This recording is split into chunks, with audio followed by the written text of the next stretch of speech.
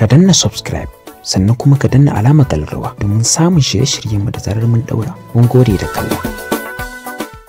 An-nasr ma'a sabr, lalle cin nasara yana tare da hakuri. Duk wanda ka ga yayi nasara a rayuwarsa to yayi hakuri dole.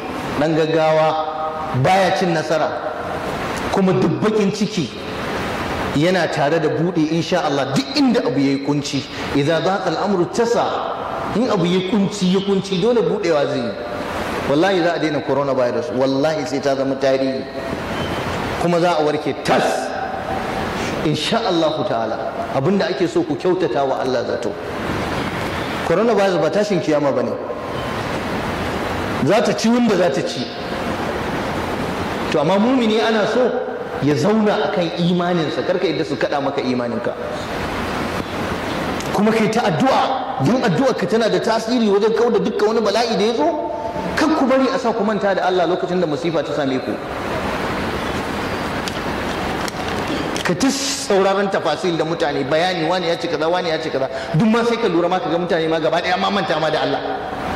Kullum kowa mai dabara kawai sai zo ya faɗi dabarunsa kawai. Da wahala ka ga wani ya zo ya ce a koma ga Allah, sai dai a ta faɗin wayo. Ko an faɗi dabarar duniya sai an hada da Allah. Mu a aƙidar mu musulmi ba mu taɓa cin nasara akan wani abu ba mu koma ga Allah ba, kuma wannan riba ce na aiwa mutane wa'azi su koma ga Allah.